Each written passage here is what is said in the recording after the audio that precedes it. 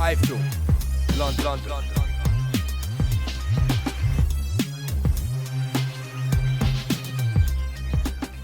iFILM, London. This is Coogan Cassius Fry from London. We're at the Nottingham Arena here at the FROCH MACK press conference. The final one with me, I've got Carl FROCH. How are you, Carl? Yeah, good, thank you. Yep, all the talking's been done now. Was you a little bit rattled in that press conference from previous comments that MACK had made on ringside? A little bit, yeah, he wound me up a little bit, but I don't get wound up. I'm not really bothered, to be honest. But I'm just letting him know that, you know, he said a little bit too much when my back was turned. So it might be inside his mind now that I'm a little bit wound up, but you know. Yeah, he said to me in the press conference that he was slightly happy that, you know, he thought that it got that them comments got you, which was on his behalf a positive thing. Yeah, potentially it could be, couldn't it, if he was in against a lesser man than myself. But you know me, I'm so relaxed and cool. I mean, I just wanted him to know that he talked a bit of rubbish down on ringside about Kawasaki, and it was totally unnecessary. But you know, without giving Yusuf Mack any stick, he's probably not the most intelligent person you've ever met. And you know, I don't want to sound like I'm insulting him, but he's probably just said something he didn't mean, and he spoke without thinking. So I just straightened him out, and that was it. Job done. I've heard some reports from his training camp, or some people have said that he's looking very like the best he's ever looked. He's obviously come down in weight, and he's looking very strong at that weight. And what are you making of these things? Well, that's what they all say, isn't it? They've got to say. He's not going to tell you that he's come down in weight and he's feeling weak and tired and he can't eat and he's pissed off and he's struggling on the scales, which he is.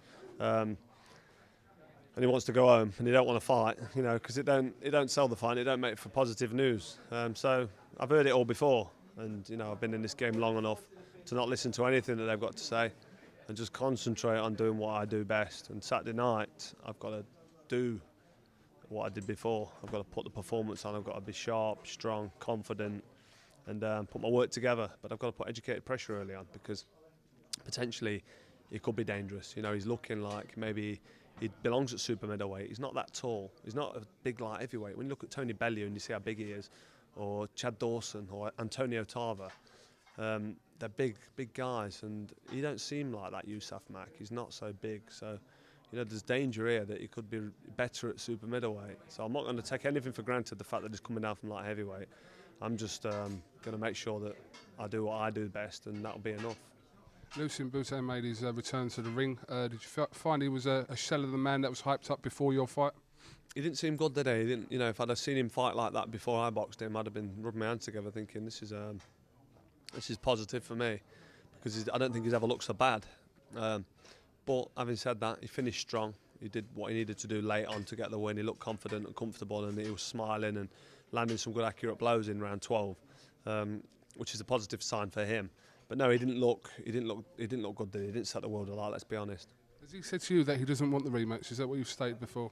No, I don't think he said he doesn't want the rematch. That's Mikel Kessler. Oh, sorry, Mikel Kessler. Sorry, I've got that wrong. Yeah, you're right. Sorry, Mikel Kessler's not the one that doesn't want the rematch for you. Yeah, I don't think Mikel Kessler wants the rematch. He can earn good money in Denmark fighting Joe Bloggs, and you know, doing what he does, which is very good. But I'd love him to come over to England. I went over to Denmark to fight him, and he's got that win over me now. I'd love to set the record straight, get him over to England, reverse the roles, and get that fight. It's a fight I know I can win, and I think it will be a massive fight, pay-per-view, be at the Nottingham Forest City ground, so there'll be plenty of revenue for him, and he can take the lion's share of the money. I'm not fussed about that.